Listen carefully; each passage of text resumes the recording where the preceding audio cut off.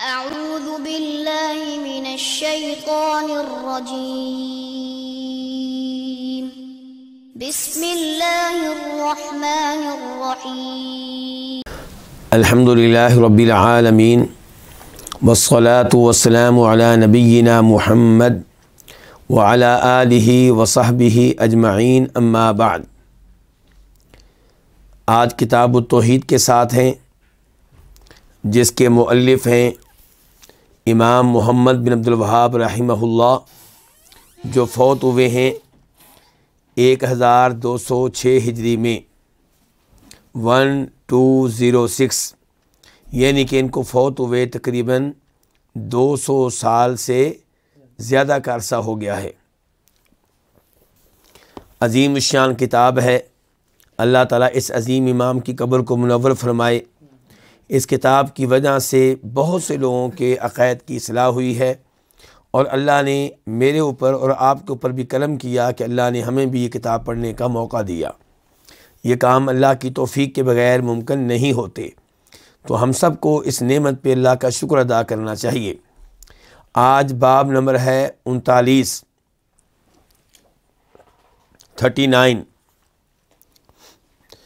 باب کیا ہے؟ باب من جحد شیئا من الاسماء والصفات۔ باب ہے اس شخص کے بارے میں جس نے اللہ کے ناموں اور اللہ کی صفات میں سے کسی چیز کا انکار کیا، کسی چیز کو ماننے سے انکار کیا، اس بارے میں یہ باب ہے۔ تو یہاں پہ پہلا سوال یہ اٹھے گا کہ ہماری کتاب توحید کی کون سی قسم کے بارے میں ہے؟ توحید الوہیت کے بارے میں ہے، توحید عبادت کے بارے میں ہے۔ اس کتاب کا پورا نام کیا ہے؟ کتاب التوحید الذی هو حق اللہ علی العبید، کہ یہ کتاب اس توحید کے بارے میں ہے جو توحید اللہ کا بندوں پہ حق ہے۔ اور اس توحید سے مراد کون سی توحید ہے؟ پھر توحید عبادت۔ اور یہ اشارہ ہے، اس کتاب کے نام میں بھی اشارہ ہے حدیث معاذ بن جبل رضی اللہ عنہ کی طرف، کہ وہ نبی علیہ السلام کے پیچھے سواری پہ بیٹھے تو آپ نے کہا تھا، معاذ جانتے ہو کہ بندوں کا اللہ پہ کیا حق ہے اور اللہ کا بندوں پہ کیا حق ہے؟ تو معاذ نے کہا تھا، اللہ کے رسول میں نہیں جانتا صلی اللہ علیہ وسلم۔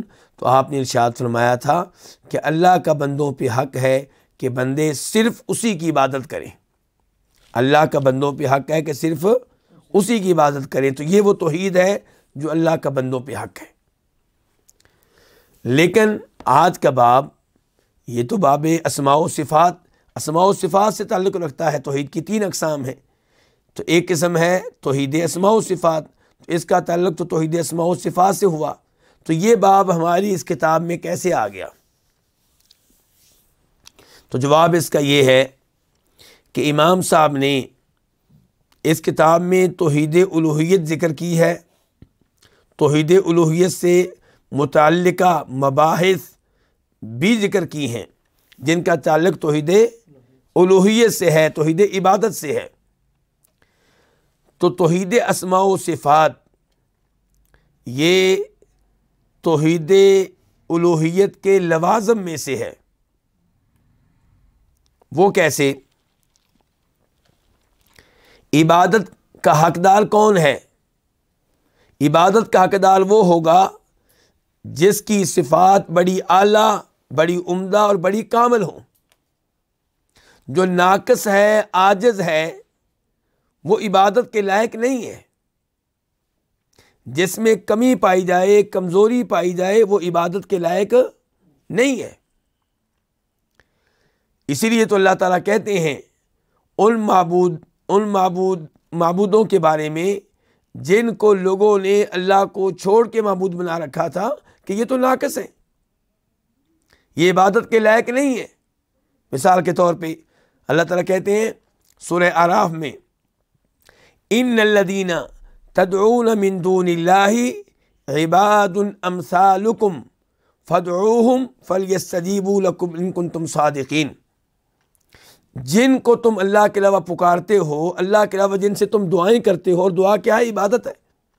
تو اللہ کے علاوہ جن سے تم دعائیں کرتے ہو، ان سے دعا کرو، پکارو، وہ تمہاری دعا کو قبول کریں اگر تم سچے ہو، یعنی کہ تمہاری دعا کو وہ قبول نہیں کریں گے بلکہ تمہاری پکار کو وہ سنتے ہی نہیں ہیں۔ اللہ تعالیٰ فرماتے ہیں وَهُمْ عَنْ دُعَائِهِمْ غافلون، جن کو تم میرے علاوہ پکارتے ہو، فوت شدگان، قبروں میں مدفون، وہ تمہاری دعا سے بے خبر، ان کو پتہ ہی نہیں ہے یہ عبادت کے لائق کیسے ہو سکتے ہیں، یہ اس لائق کیسے ہو سکتے ہیں کہ ان کو پکارا جائے اور ان سے دعا کی جائے۔ اور کبھی اللہ تعالیٰ فرماتے ہیں سورہ فاطر میں وَالَّذِينَ تَدْعُونَ مِن دُونِهِ مَا يَمْلِكُونَ مِن قِطْمِيرٍ، تم اللہ کے علاوہ جن کو پکارتے ہو، جن کی عبادت کرتے ہو، وہ مالک نہیں ہیں، وہ محتاج ہیں، وہ تو کھجور کی ایک گٹھلی کے بھی مالک نہیں ہیں، وہ پوری دنیا کے مالک کیا ہوں گے، تمہاری حاجات کو کیا پورا کریں گے، وہ تمہارے محتاج ہیں، تم انہیں پکارو تمہاری پکار نہیں سنتے۔ تو اللہ تعالیٰ قرآن کریم میں بار بار بیان کرتے ہیں کہ جو ناقص ہے، جو عاجز ہے، جس میں کمیاں پائی جائیں، جس میں کوتاہیاں پائی جائیں، وہ عبادت کے لائق نہیں ہے۔ عبادت کے لائق ایک ہی ذات ہے اور وہ وہی ہے جس میں کوئی کمی نہیں ہے، کوئی کوتاہی نہیں ہے، ساری کمال کی صفات اسی میں پائی جاتی ہیں۔ تو جس قدر ہم توحید اسماء و صفات کو مانتے ہوں گے، اسی قدر ہم یہ مانیں گے کہ اللہ تعالیٰ عبادت کے لائق ہے، کوئی اور عبادت کے لائق نہیں ہے۔ تو یہ گہرا تعلق ہے توحید اسماء و صفات کا، کس کے ساتھ؟ توحید الوہیت کے ساتھ، توحید عبادت کے ساتھ۔ ویسے بھی جو اللہ کی صفات کے منکر ہیں، وہ اللہ کے بارے میں تعارف کیا کراتے ہیں کہ اللہ یہ بھی نہیں ہے، یہ بھی نہیں ہے، یہ بھی نہیں ہے، یہ بھی نہیں ہے۔ نہ اللہ اول ہے، نہ آخر ہے، نہ اللہ ظاہر ہے، نہ باطن ہے، نہ اللہ اوپر ہے، نہ نیچے ہے، نہیں ہے، نہیں ہے، نہ اللہ کلام کرتا ہے، نہ اللہ کو دیکھنا ممکن ہے، نہ دنیا میں، نہ آخرت میں۔ تو ان صفات کا نتیجہ یہ نکلتا ہے کہ اللہ ہے ہی نہیں، نعوذ باللہ، اللہ ہے ہی نہیں، کیونکہ جو چیز ہوگی اس کے اوصاف ہوں گے۔ کوئی بھی چیز آپ لے لیں، مثال کے طور پہ یہ میں نے اینک پکڑی ہوئی ہے، تو اس کے بھی اوصاف ہیں، کیا اس کا فریم ہے، اس کا شیشہ ہے، اس کا یہ رنگ ہے، فریم کا یہ رنگ ہے، یہ میں نے رومال پہنا ہوا شماغ، یہ ہے، تو اس کے بھی اوصاف ہیں۔ کیا اوصاف ہیں؟ مثال کے طور پہ جی اس میں یہ کپڑا استعمال ہوا ہے، اس کا رنگ سرخ اور سفید ہے، تو جو بھی چیز موجود ہے اس کے تعارف کے طور پہ کچھ نہ کچھ آپ کہیں گے، اس کی صفات بیان کریں گے۔ اور اللہ کی باری آتی ہے تو یہ لوگ کہتے ہیں کہ نہ اللہ یہ ہے، نہ یہ اللہ میں یہ چیز ہے، نہ یہ، تو پھر اس کا مطلب تو یہ نکلے گا نعوذ باللہ اللہ ہے ہی نہیں۔ اگر اللہ ہے تو اس کے اوصاف ہوں گے، اس کی صفات ہوں گی۔ تو اس لحاظ سے بھی توحید اسماء و صفات کا توحید عبادت کے ساتھ گہرا تعلق ہے کہ اللہ موجود ہے اور اس کے بڑے پیارے پیارے نام ہیں، بڑی پیاری پیاری صفات ہیں، اور یہی اللہ ہر طرح کی عبادت کے لائق ہے، اس کے علاوہ کوئی بھی کسی عبادت کے لائق نہیں ہے۔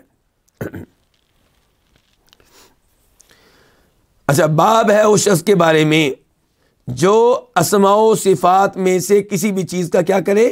انکار کرے۔ اسماء کا مطلب کیا ہوتا ہے؟ نام، یعنی کہ اللہ کے نام کا انکار کرے، صفات اللہ کی صفات کا انکار کرے۔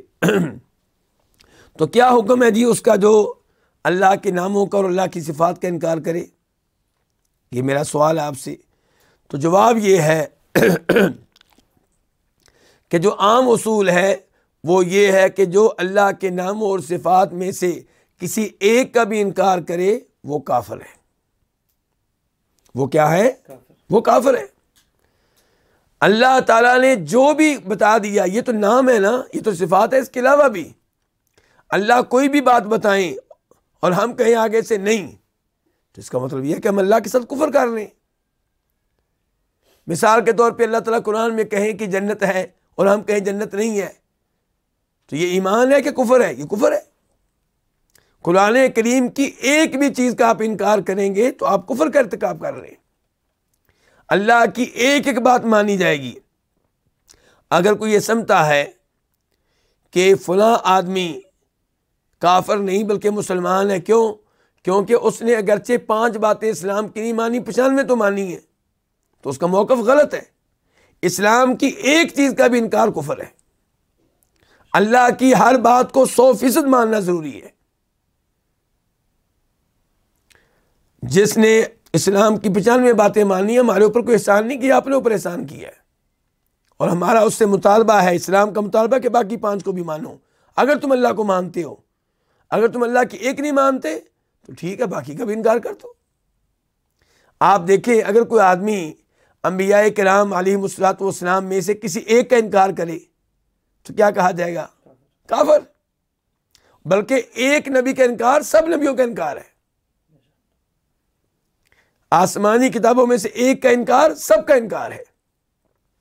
تو عام اصول یہی ہے کہ جو اللہ کے ناموں میں سے کسی ایک نام کا، اللہ کی صفات میں سے کسی ایک صفت کا انکار کرتا ہے وہ کافر ہے، اس نے کفر کا ارتکاب کیا ہے۔ لیکن اس اصول کے ساتھ ساتھ ہمارے پاس ایک اصول اور بھی ہے، اور وہ کیا ہے؟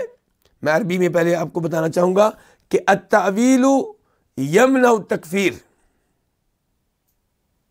التأویل یمنع التکفیر، کہ جنہوں نے اسلام کی کسی ایسی چیز کا انکار کیا، اللہ کے کسی نام کا انکار کیا، اللہ کی صفات میں سے کسی صفت کا انکار کیا، تو اگر اس نے تاویل سے کام لیا ہے تو پھر ہم یہ کہیں گے کہ اس نے جو حرکت کی ہے، جو کام کیا، وہ کفریہ ہے، لیکن اس بندے کو اس کی تحدید کر کے، تعیین کر کے، تخصیص کر کے کافر قرار نہیں دیں گے۔ اس بندے کا نام لے کے یا اس کی طرف خاص اشارہ کر کے اس کو کافر نہیں کہیں گے، یہ کہیں گے اس کا یہ کام کفریہ ہے۔ یعنی کہ اللہ کی ایک بھی صفت کا انکار کیا ہے؟ کفر ہے۔ لیکن آپ ہم سے یہ کہیں کہ فلاں آدمی ہمارے شہر میں رہتا ہے، وہ یہ نہیں مانتا کہ اللہ تعالیٰ اوپر ہیں، وہ نہیں مانتا کہ اللہ تعالیٰ عرش پہ مستوی ہیں، کیا وہ کافر ہے؟ تو ہم کہیں گے کہ نام لے کے ہم اسے کافر نہیں کہیں گے۔ نام لے کے کافر قرار دینے کی شرائط ہیں، اس کے موانع ہیں، اس کے کچھ اصول ہیں، اس کے کچھ ضوابط ہیں، تو وہ کام میرے جیسا طالب علم نہیں کر سکتا۔ اس کے لیے کبار علماء کرام ان کی طرف رجوع کیا جائے گا، یا اس کے لیے کوئی باقاعدہ کمیٹی بنے جہاں پہ وہ آدمی پیش ہو، اس کے شبہات کا ازالہ کیا جائے، اس سے گفتگو کی جائے، اس کے بعد اسے بالتحدید، بالتعیین، بالتخصیص کافر قرار دیا جا سکتا ہے، ورنہ نہیں۔ اور جو لوگ اللہ کے ناموں اور صفات کا انکار کرتے ہیں، ان کے کئی درجات ہیں۔ کچھ وہ ہیں جو سارے ناموں کا اور سب صفات کا انکار کرتے ہیں، کچھ وہ ہیں جو اللہ کے نام مانتے ہیں الفاظ کی حد تک، لیکن ان ناموں کا معنی نہیں مانتے۔ کہتے ہیں کہ اللہ بصیر ہے، اور بصیر کا معنی کیا ہوتا ہے؟ دیکھنے والا۔ تو ہم ان سے پوچھیں گے کہ اللہ دیکھتا ہے؟ کہتے نہیں، ہم یہ نہیں کہتے، بس بصیر مانتے ہیں۔ تو یہ لوگ بھی اصل میں انکار ہی کر رہے ہیں۔ الفاظ مان لیے، معنی و مفہوم نہ ماننا، حقیقت نہ ماننی، تو کیا مانا؟ اور کچھ لوگ وہ ہیں جو اللہ تعالیٰ کے نام مانتے ہیں اور صفات کچھ مانتے ہیں، کچھ نہیں مانتے۔ تو بات ادھر ہی آ جاتی ہے، کچھ کو مان لیا، کچھ کو نہ ماننا، تو یہ انکار ہی ہے۔ لیکن یہ بات صحیح ہے کہ جنہوں نے کچھ کو مان لیا ان سے گفتگو کرنا آسان ہے کہ بھئی آپ نے چند صفات کو مان لیا ہے تو باقی کو کیوں نہیں مانتے؟ جیسے وہ صفات ماننے میں کوئی قباحت نہیں ہے تو باقی صفات ماننے میں بھی کوئی قباحت نہیں ہے۔ اور کچھ وہ لوگ ہیں جو کہتے ہیں کہ ہم اللہ کے تمام نام مانتے ہیں، اللہ کی تمام صفات مانتے ہیں۔ یہ بھی دو طرح کے ہیں۔ نمبر ایک، جو کہتے ہیں کہ ہم اللہ کے نام مانتے ہیں، صفات مانتے ہیں، لیکن ان کا معنی کیا ہے یہ اللہ کے سپرد کرتے ہیں۔ معنی کا ہم انکاری نہیں ہے، لیکن ان کا معنی اللہ ہی بہتر جانتا ہے، جی ہم نہیں جانتے۔ تو یہ بھی سلف کے طریقے پہ نہیں ہے، یہ بھی صحیح معنوں میں اللہ کے ناموں اور صفات پہ ایمان لانے والے نہیں ہیں۔ اللہ کے ناموں اور صفات پہ ایمان لانے والے صحیح معنوں میں وہ ہیں جو الفاظ بھی مانتے ہیں اور ان کے معنی بھی مانتے ہیں، البتہ کیفیت کی طرف نہیں جاتے۔ یعنی کہ میں یہاں پہ وہی الفاظ دہراؤں گا جو آپ لوگوں نے کئی دفعہ سنے ہوں گے کہ امام مالک رحمہ اللہ کے پاس کوئی آدمی آیا اور اس نے کہا امام صاحب استوا کے بارے میں بتائیے کہ اللہ کے بارے میں آتا ہے کہ اللہ تعالیٰ عرش پہ مستوی ہیں، استوا کی کیفیت کیا ہے؟ سوال اس نے کس کے بارے میں کیا ہے؟ کیفیت کے بارے میں۔ تو امام مالک نے کہا الاستواء معلوم، استوا کا معنی ہمیں پتہ ہے، یہ نہیں کہا ہمیں نہیں پتہ، یہ نہیں کہا ہم اللہ کا ثبوت کرتے ہیں۔ کیا کہہ رہے ہیں امام مالک؟ استوا کا معنی ہمیں پتہ ہے، واضح ہے کہ اللہ تعالیٰ عرش کے اوپر ہے، الرحمن علی العرش استوا، اللہ عرش سے اوپر ہے، تو استوا کا معنی ہمیں معلوم ہے۔ والکیف مجہول، لیکن اللہ عرش کے اوپر کیسے ہے، کیفیت کیا ہے، یہ بات ہمیں نہیں بتائی گئی، اس سے ہم ناواقف ہیں۔ والسؤال عنہ بدعہ، اور اس کے بارے میں سوال کرنا بدعت ہے۔ کس کے بارے میں؟ کیفیت کے بارے میں، معنی کے بارے میں نہیں۔ اللہ کے ناموں کا معنی معلوم کیا جائے گا، بلکہ معلوم کرنا چاہیے، اس کے دروس ہونے چاہیے، اس کے دروس میں حاضر ہونا چاہیے، اس میں دلچسپی لینی چاہیے، کیونکہ اللہ کے ناموں میں دلچسپی اللہ کی ذات میں دلچسپی ہے۔ اللہ سے بہتر علم اور کیا ہوگا؟ ان کے اللہ کی ذات کے بارے میں معلومات لینا، اس سے بہتر علم کیا ہو سکتا ہے؟ اپنے خالق کے بارے میں معلومات لینا، اس سے بہتر علم کیا ہو سکتا ہے؟ تو کہنے کا مطلب یہ ہے کہ اللہ کے ناموں کا معنی بھی معلوم کریں، اللہ کی صفات کا معنی بھی معلوم کریں، اور یہ بالکل درست ہے۔ فرمایا والسؤال عنہ بدعہ، لیکن اللہ کی صفات کی کیفیت کے بارے میں سوال کرنا یہ کیا ہے؟ یہ بدعت ہے۔ والایمان بہ واجب، لیکن صفات پہ ایمان لانا کیا ہے؟ واجب ہے۔ اور ایمان لانے سے کیا مراد ہے؟ الفاظ پہ بھی ایمان اور معانی پہ بھی ایمان۔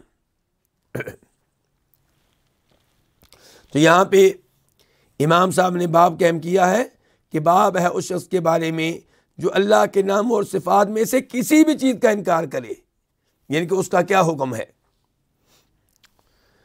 وقول اللہ تعالی، اور یہ باب ہے اللہ کے اس فرمان کے بارے میں کہ وہم یکفرون بالرحمن، کہ یہ لوگ رحمان کے ساتھ کفر کرتے ہیں۔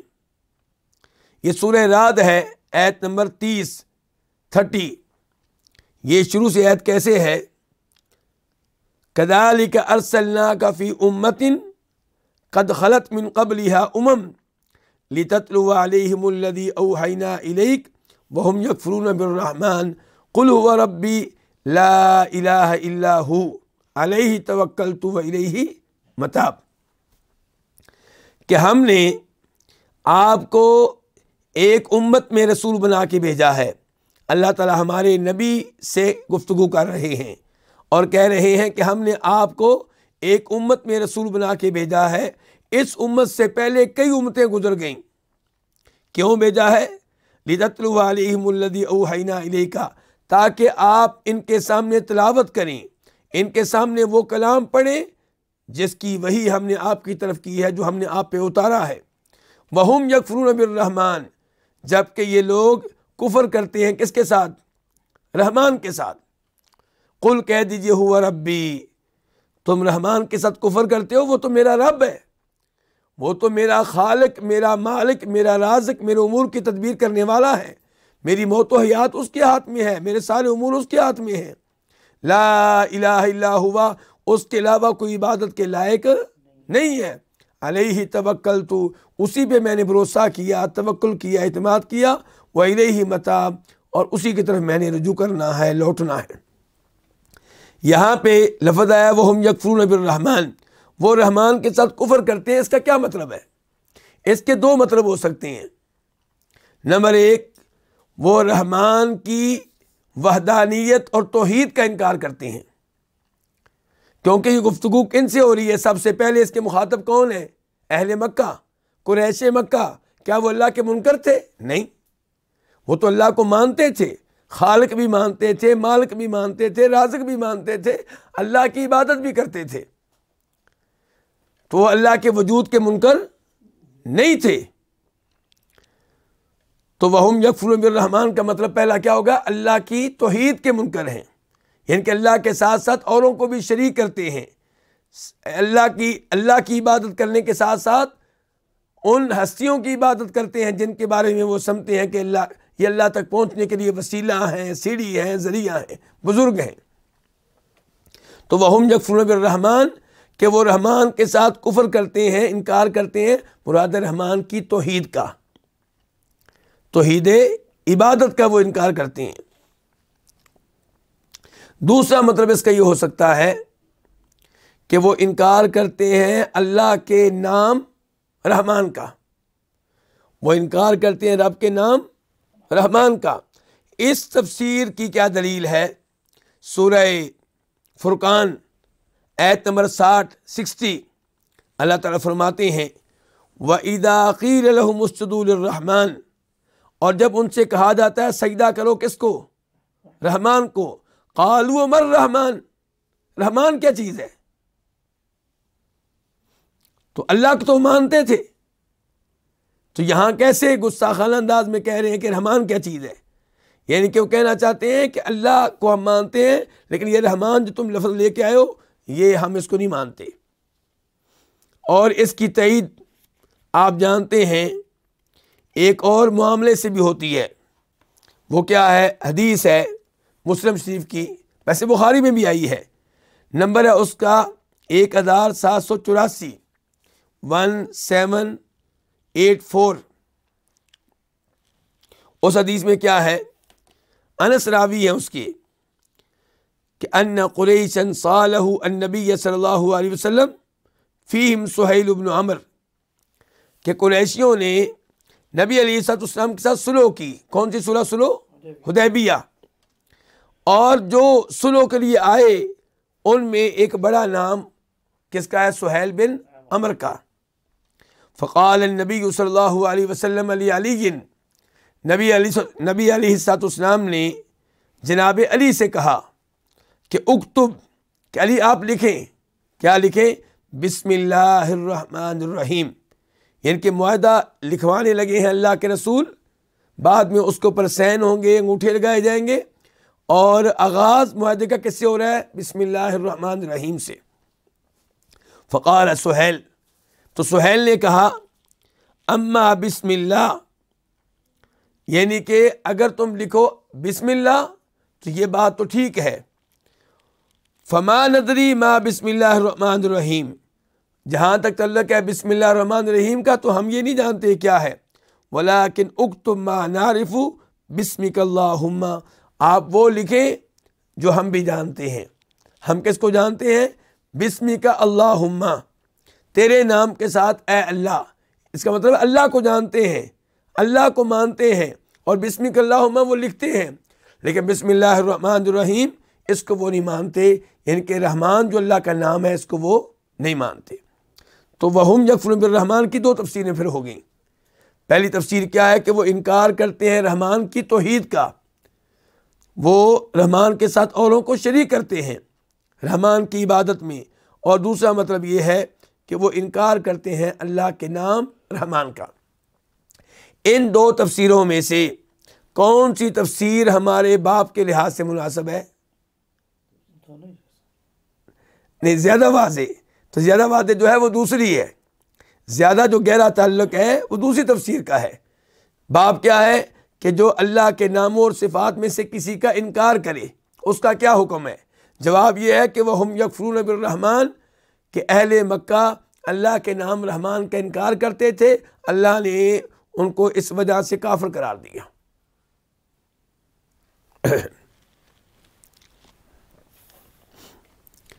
وفی صحیح البخاری، اور صحیح بخاری میں ہے، اور اس روایت کا نمبر ہے صحیح بخاری میں 127 127، قال علی رضی اللہ عنہ، کہ کہا امیر المؤمنین جناب علی رضی اللہ عنہ نے، ہمارے چوتھے خلیفہ راشد جن سے اللہ کے فضل و کرم سے ہم محبت کرتے ہیں، اور جن سے محبت کو ہم کیا سمجھتے ہیں؟ دین اور ایمان سمجھتے ہیں، اور جن سے محبت کے ذریعے ہم امید کرتے ہیں کہ اللہ تعالی ہمیں اجر و ثواب دے گا اور ہم اللہ کے مزید قریب ہو جائیں گے، کیونکہ جناب علی سے محبت کا ہمیں درس دیا گیا ہے۔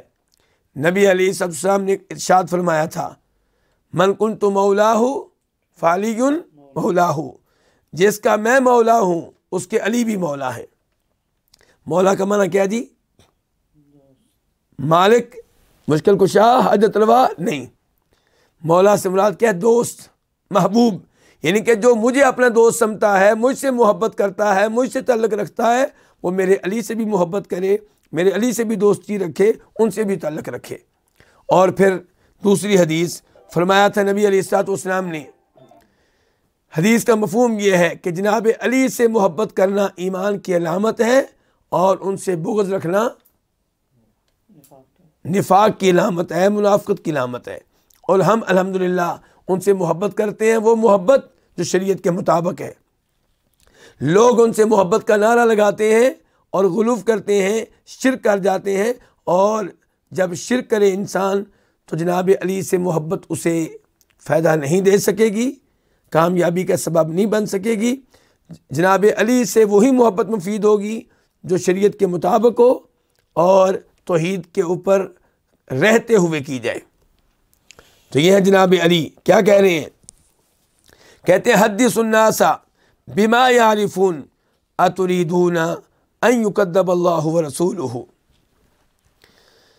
کہ لوگوں کو بیان کرو، حدث الناس لوگوں کو بتاؤ، لوگوں کو بیان کرو، لوگوں سے گفتگو کرو، بما یعرفون ان امور کے ساتھ جن کو وہ پہچانتے ہیں، اتریدون کیا تم چاہتے ہو ان یکذب اللہ ورسولہ کہ اللہ اور اس کے رسول کی تکذیب کی جائے، اللہ اور اس کے رسول کو غلط قرار دیا جائے، نعوذ باللہ اللہ کے رسول کو جھوٹا قرار دیا جائے۔ اس کا مطلب یہ ہوا کہ لوگوں سے گفتگو دھیان سے کی جائے، لوگوں کا لیول دیکھا جائے، لوگ کیسی گفتگو سمجھ سکتے ہیں ویسی گفتگو کی جائے۔ اس کا مطلب کیا ہوگا کہ جہاں پہ قبر پرست ہوں تو ان میں گفتگو کی جائے تو قبر پرستی کی کیا دی جائے؟ ترغیب دی جائے۔ کیوں جی یہ مطلب ہے؟ نہیں، یہ مطلب نہیں ہے اس کا، یہ مراد نہیں ہے اس کی۔ اور یہاں پہ غور کیجئے، جناب علی کے اس قول کا مطلب یہ ہے کہ لوگوں سے گفتگو آپ اس بارے میں کریں جس کے بارے میں امید ہے کہ وہ اس کو سمجھ جائیں گے۔ یہ مطلب نہیں ہے اس کا کہ لوگوں کو وہ بتاؤ جو ان کو پہلے سے معلوم ہے، پھر بتانے کی ضرورت کیا ہے؟ حدیث الناس بما یعرفون کا مطلب یہ نہیں ہے کہ لوگوں کو وہ بتاؤ جو پہلے سے وہ جانتے ہیں۔ اس کا مطلب یہ ہے کہ لوگوں کو وہ بتاؤ جس کے بارے میں امید ہے کہ وہ اس کو سمجھ جائیں گے، جان سکیں گے، اور جس کو وہ مان لیں گے۔ کیا تم چاہتے ہو کہ اللہ اور اللہ کے رسول کی تکذیب کی جائے؟ اچھا، اس کی مزید وضاحت ہم سمجھ سکیں گے میرے اس سوال کے بعد۔ سوال یہ ہے کہ اس کا کیا تعلق ہے ہمارے باب سے؟ اسی قول کو وہ لوگ بھی پیش کریں گے اور کرتے ہیں، کون؟ جو اللہ کی ناموں اور اللہ کی صفات کا انکار کرتے ہیں، یا کم از کم یہ کہتے ہیں کہ اس موضوع پہ گفتگو نہیں کرنی چاہیے۔ یہ گفتگو نہیں کرنی چاہیے کہ اللہ تعالیٰ کا چہرہ ہے، یہ گفتگو نہیں کرنی چاہیے کہ اللہ تعالیٰ کے ہاتھ ہیں، یہ گفتگو نہیں کرنی چاہیے کہ اللہ کی آنکھیں ہیں۔ کہتے ہیں یہ گفتگو لوگوں کے لیول سے اوپر ہے، تو ایسی گفتگو نہ کی جائے۔ اسماء و صفات کے موضوع پہ گفتگو نہیں ہونی چاہیے،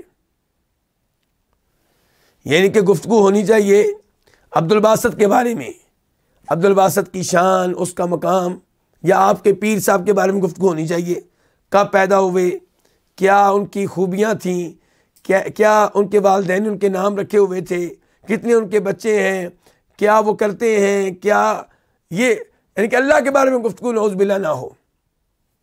جبکہ سب سے اچھی گفتگو وہ ہے جو کس کے بارے میں ہو؟ اللہ رب العزت کے بارے میں ہو۔ اگر خالق کائنات کے بارے میں گفتگو نہیں کرنی تو پھر کس موضوع پہ کرنی ہے؟ تو یہ مطلب اس اثر کا نہیں ہے۔ تو پھر اس کا کیا مطلب ہے اور کیوں اس کو لایا گیا ہے؟ آئیے سمجھتے ہیں۔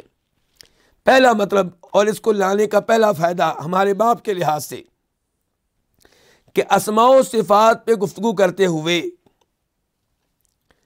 مناسب الفاظ استعمال کیے جائیں اور مناسب اسلوب اختیار کیا جائے، جن الفاظ اور جن اسالیب سے حق لوگوں کے ذہنوں کے قریب ہو سکے۔ اسماء و صفات پہ گفتگو کرتے ہوئے ایسے الفاظ کا چناؤ کیا جائے، ایسا اسلوب اختیار کیا جائے جس سے حق لوگوں کے ذہنوں کے قریب ہو سکے۔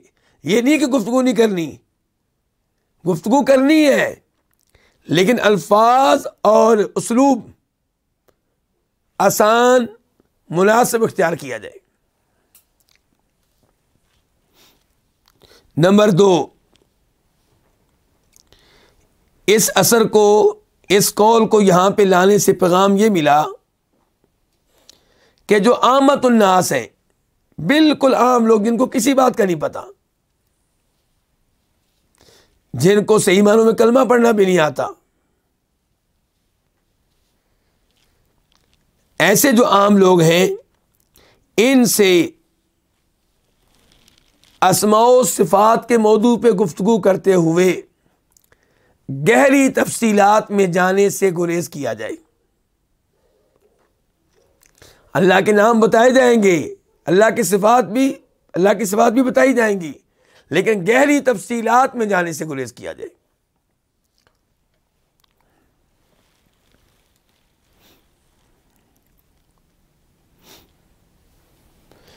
تیسرے نمبر پہ اس اثر کو، اس قول کو یہاں پہ لانے کا فائدہ یہ ہے، پیغام یہ ملا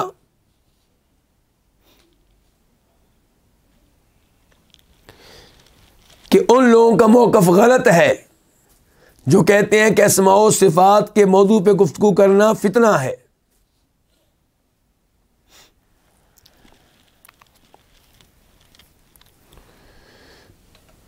اور اس موضوع پہ گفتگو کریں گے تو نتیجہ کیا نکلے گا؟ اللہ کے رسول کی تکذیب ہوگی۔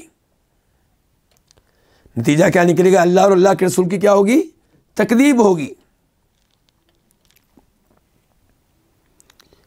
امام صاحب نے اس اثر کو لا کے پیغام دیا ہے کہ اسماء و صفات پہ گفتگو کرنے سے اللہ کے رسول کی تکذیب نہیں ہوتی، بلکہ اللہ کی معرفت حاصل ہوتی ہے، اللہ پہ ایمان بڑھتا ہے۔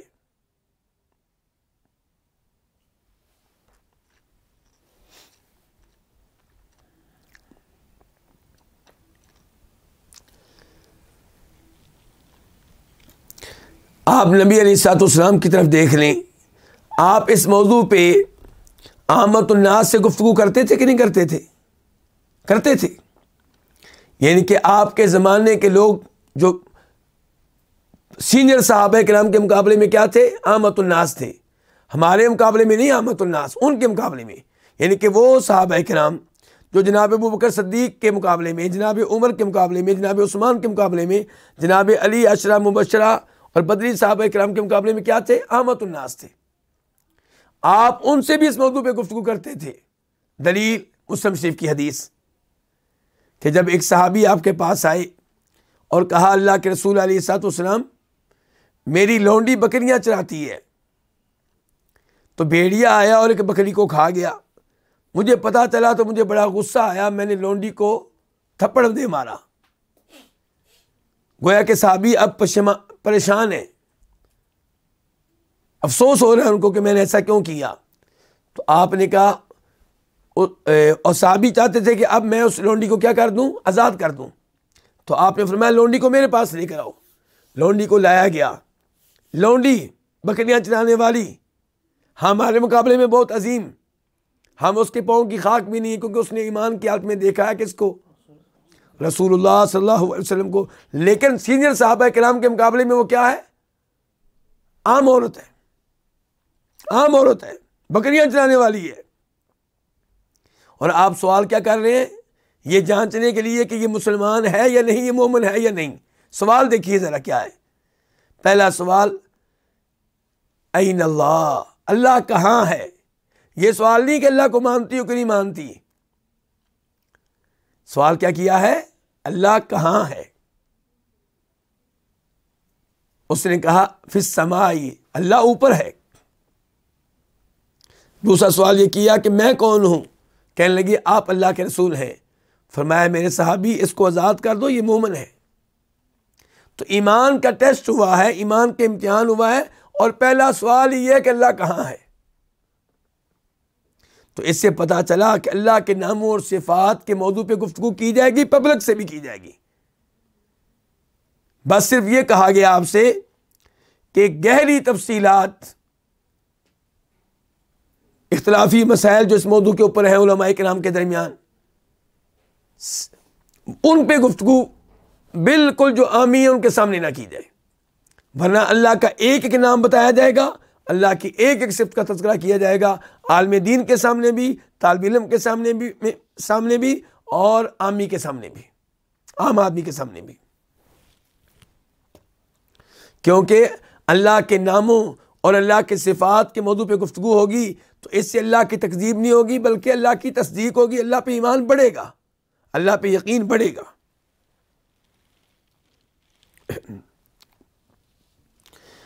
اس سے یہ بھی پیغام ملا، اس اثر کو یہاں پہ لانے سے، کہ اللہ تعالیٰ کی صفات جو ہیں وہ اپنے ظاہر پہ ہیں، اپنے ظاہر پہ ہیں، اور اگر وہ اپنے ظاہر پہ نہ ہوتی تو پھر تو فتنہ ہوتی، آزمائش بنتی۔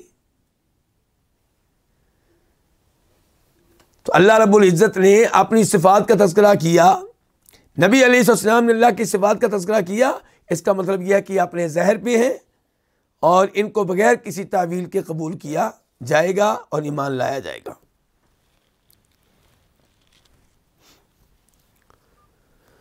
وَرَوَى عبد الرزاق المعمر عن ابن طاووس عن ابیہ عن ابن عباس۔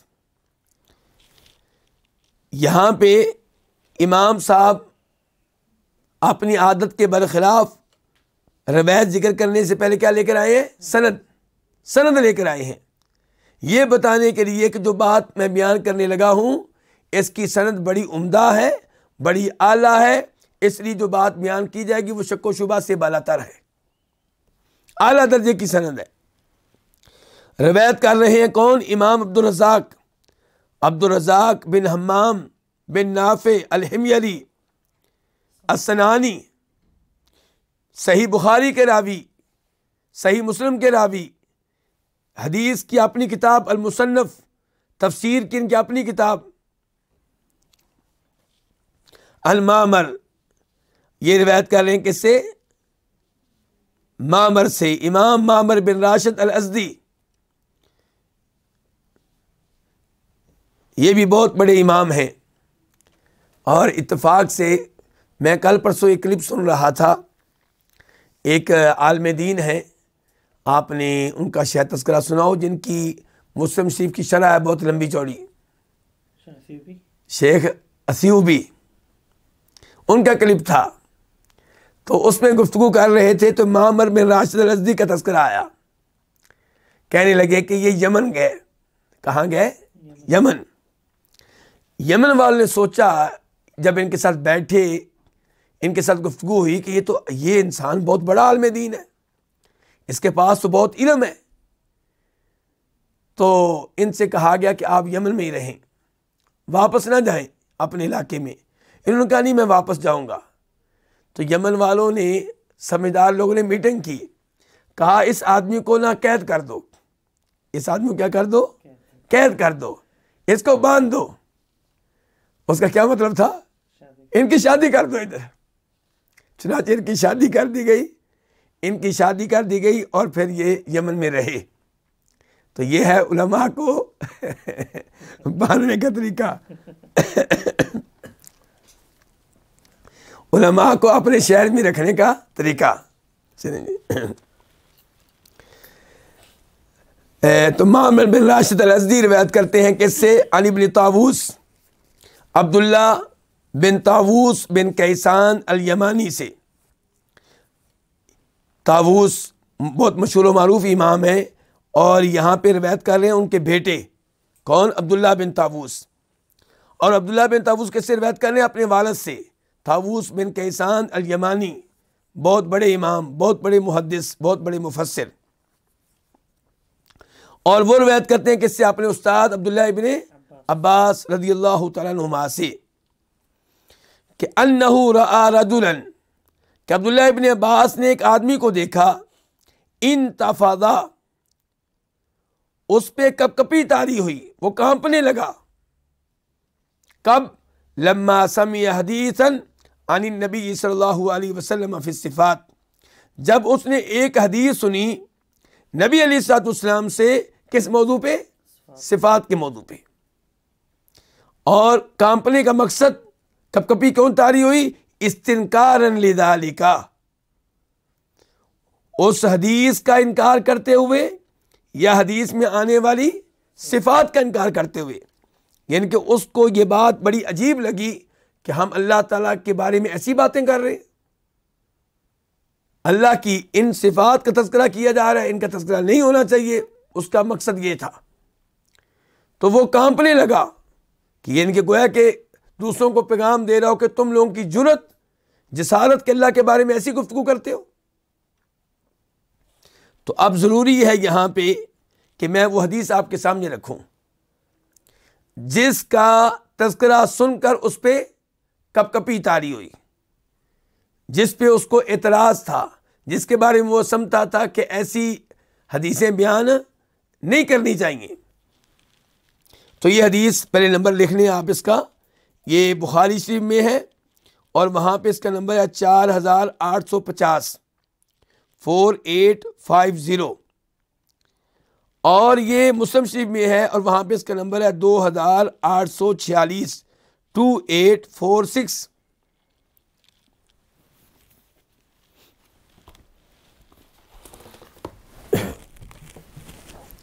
تو ابھی میں آپ کے سامنے رکھتا ہوں یہ مسلم شریف سے.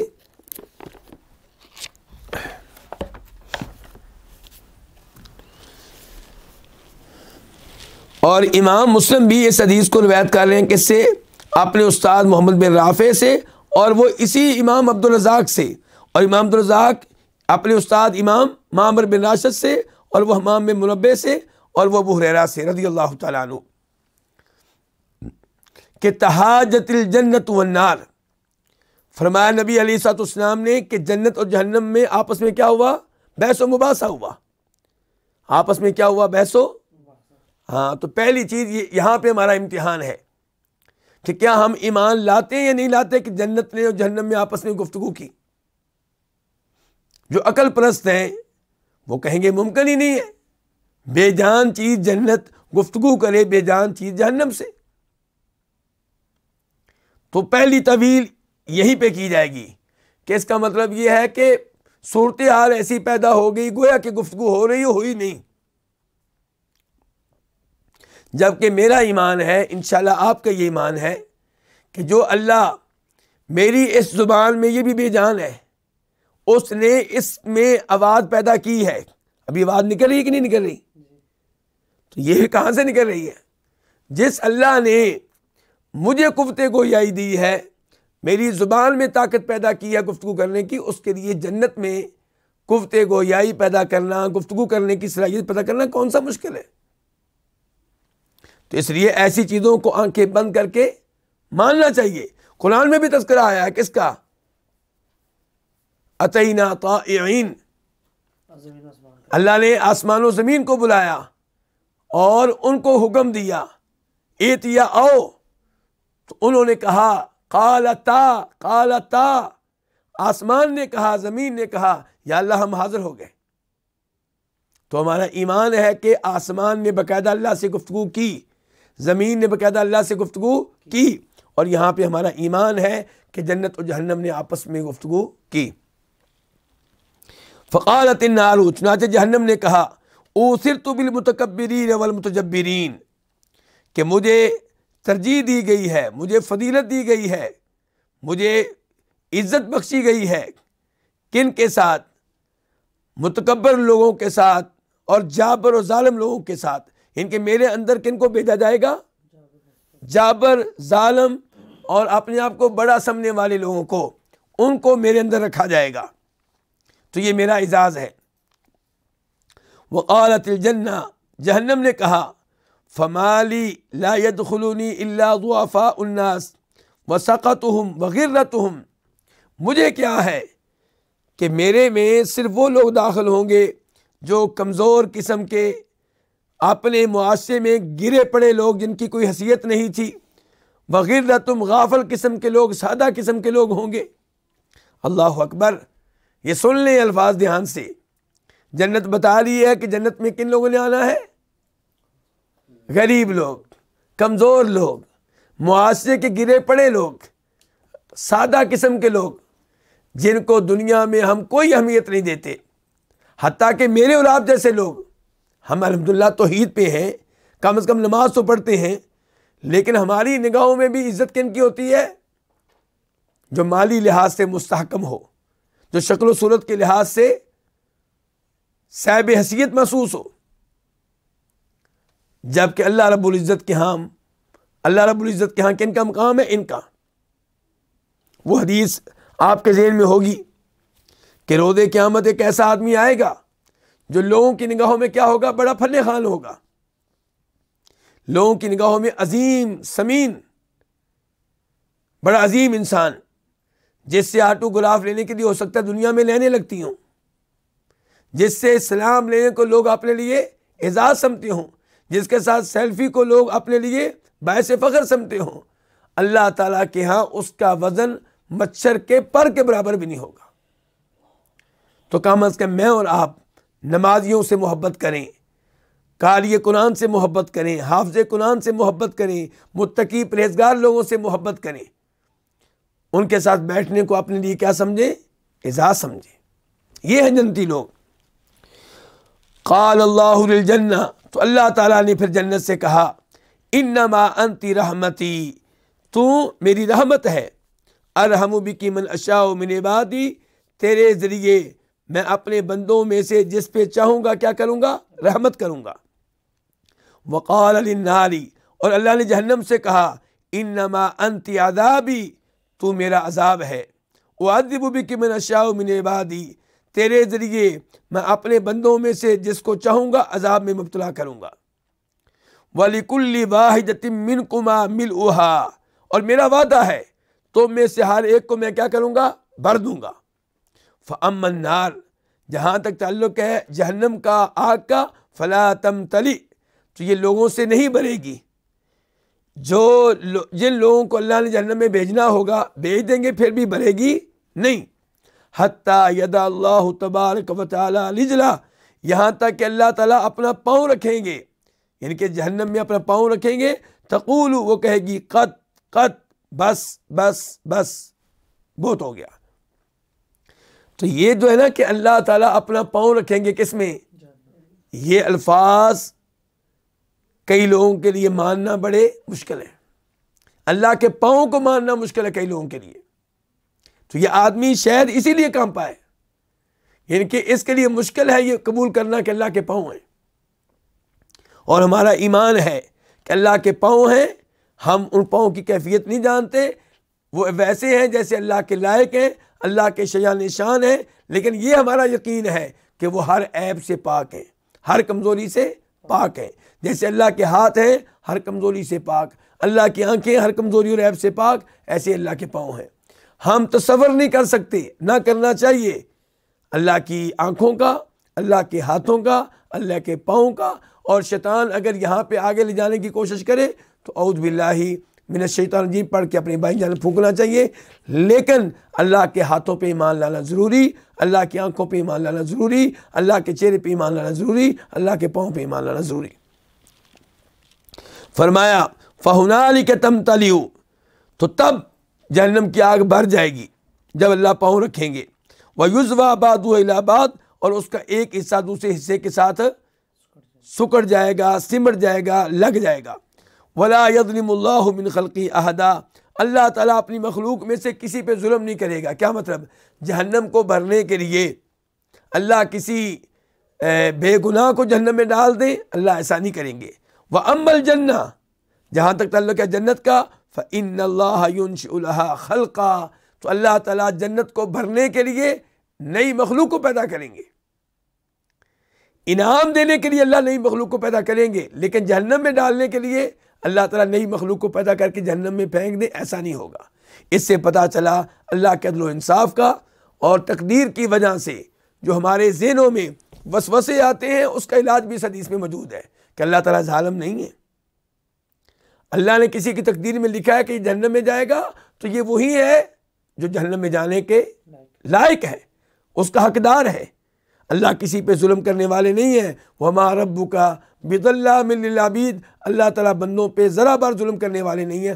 آپ اور میں اللہ کے بارے میں حسن ظن رکھیں کہ انشاءاللہ اللہ تعالیٰ ہمیں جنت میں بھیجے گا، لیکن اس کے لیے عمل کریں، اپنی توحید کی حفاظت کریں، شرک و بدعات سے بچیں، کبیرہ گناہوں سے بچیں۔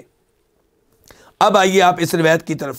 اب آپ کو یہ پتہ چل گیا کہ کس روایت کو سن کے وہ آدمی کانپنے لگا تھا، اس پہ کپ کپی تاری ہو گئی تھی۔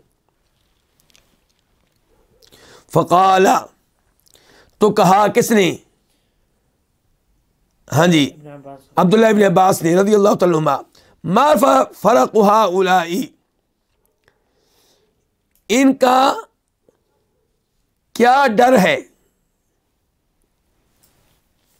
ان کا کیا ڈر ہے، یعنی کہ کس چیز سے یہ خوف زدہ ہیں، کس چیز سے یہ ڈر رہے ہیں؟ یعنی کہ یہ آدمی اور اس جیسے لوگ اللہ کی صفات پہ مشتمل احادیث کو سن کر کانپتے ہیں اور ان کا انکار کرتے ہیں، یہ کیا ڈر ہے، یہ کیا خوف ہے؟ ایک معنی اس کا یہ بیان کیا گیا اس جملے کا، ما فرق هؤلاء، کہ یہ پہلا مطلب ہے۔ دوسرا مطلب یہ بیان کیا گیا ہے کہ یہ اصل میں ہے ما فرق هؤلاء، کہ انہوں نے حق اور باطل میں فرق نہیں کیا۔ ما فرق هؤلاء بین الحق والباطل، انہوں نے حق اور باطل میں فرق نہیں کیا، ان کو پتہ ہی نہیں کیا حق ہے جس کو ماننا ضروری ہے اور کیا باطل ہے جس کو سن کے کانپنا چاہیے۔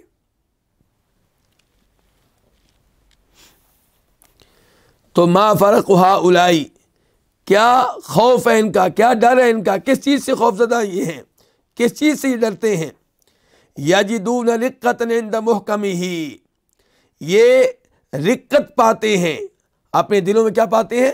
رقت پاتے ہیں عند محکمہ، قرآن کی محکم آیتیں سن کر، قرآن کی محکم باتیں سن کر، وَيَهْلِكُونَ عِنْدَ مُتَشَابِهِهِ، اور یہ ہلاک ہوتے ہیں اس کی متشابہ سن کر۔ کیا مطلب ہے جی اس کا؟ آپ جانتے ہیں محکم اور متشابہ، محکم وہ قرآن و حدیث کی نصوص جن کا معنی بالکل واضح ہے، رود روشن کی طرح عیاں ہے، اور متشابہ وہ نصوص جن کا معنی اللہ کی طرف سے واضح ہے لیکن وہ نصوص کسی کے لیے متشابہ بن جاتی ہیں، کسی کو اشتباہ پیدا ہو جاتا ہے، کسی کو ان کا صحیح معنی سمجھ میں نہیں آتا۔ یہ میری گفتگو کو ذرا دھیان سے سنا جائے۔ عام طور پہ علماء کرام متشابہ کی تعریف یہ کرتے ہیں، قرآن میں بھی آپ کو پتہ تذکرہ آیا سورہ آل عمران میں کہ قرآن کی کچھ آیتیں محکم ہیں، کچھ کیا ہے؟ متشابہ، اور اس کی تفسیر یہ کی جاتی ہے کہ قرآن کی کچھ آیتیں محکم ہیں، کچھ متشابہ ہیں اللہ کی طرف سے، جبکہ امام ابن تیمیہ ابن القیم رحمہ اللہ نے وعدے کیا اپنی کتب میں کہ نہیں، یہ مطلب نہیں ہے۔ مطلب یہ ہے کہ قرآن پورے کا پورا محکم ہے، لیکن کچھ آیتیں کچھ لوگوں کے لیے متشابہ بن جاتی ہیں، سب کے لیے نہیں۔ ورنہ اللہ نے قرآن ہماری ہدایت کے لیے نازل کیا ہے یا ہمیں شبہات میں ڈالنے کے لیے؟ ہدایت کے لیے۔ اور اللہ تعالیٰ کہتے ہیں ہادہ بیان، قرآن واضح ہے۔ آپ ایک حدیث سے اندازہ لگائیں جس سے آپ کو پتہ چلے گا کہ محکم متشابہ کا صحیح مطلب کیا ہے۔ وہ مشہور حدیث ہے ان الحلال و ان الحرام بین، ان الحلال بین ان الحرام بین وبینہما امور مشتبہات لا یعلمہن کثیر من الناس۔ فرمایا نبی کریم صلی اللہ علیہ وسلم نے حلال چیزیں واضح ہیں، حرام چیزیں بھی واضح ہیں، اور ان کے بیچ میں کچھ چیزیں ہیں جو کیا ہیں؟ مشتبہ ہیں، ان کو نہیں جانتے بہت سے لوگ۔ اس کا مطلب ہے کچھ لوگ جانتے ہیں، بہت سے لوگ ان کا حکم نہیں جانتے کہ حلال ہے کیا حرام ہے۔ یہ نہیں کہا کہ سب لوگ نہیں جانتے، آپ فرما رہے ہیں زیادہ تر لوگ نہیں جانتے۔ اس کا مطلب ہے جو پکے ہیں علم میں، راسخ ہیں، وہ جانتے ہیں۔ تو یہی صورتحال ہے قرآن کریم کی کہ قرآن کریم محکم ہے اور کچھ ایتے متشابہ ہیں کچھ لوگوں کے لحاظ سے، سب کے لحاظ سے نہیں۔ تو یہاں پہ عبداللہ ابن عباس اس آدمی پہ انکار کر رہے ہیں، اس پہ ناراض ہو رہے ہیں کہ بھئی اللہ کے نبی کی واضح حدیث سن کے تجھ پہ کب کبھی تاری ہو گئی ہے صلی اللہ علیہ وسلم۔ واضح محکم حدیث ہے، اس میں کوئی ایسی کانپنے والی بات ہی نہیں ہے۔ ہاں اللہ کے ڈر سے کوئی کانپے تو کانپے، لیکن یہ کانپ رہا ہے کیوں؟ اس چیز کے بیان کرنے کو غلط جانتے ہوئے۔ تو یہ قرآن کریم کی محکم آیتیں سن کر، احادیث کی محکم باتیں سن کر کیا کرتے ہیں؟ ان پہ دقت طاری ہو جاتی ہے، اور متشابہ چیزیں جو ان کے پیچھے لگتے ہیں، ان کی پیروی کرتے ہیں، اور ان کے پیچھے اپنے آپ کو ہلاک کیے ہوئے ہیں۔ اچھا جی، اب یہ روایت کہاں پہ آئی ہے؟ اس کو لے کر آئے ہیں امام عبدالرزاق اپنی تفسیر میں۔ تفسیر میں اس کا نمبر ہے 2960 2960۔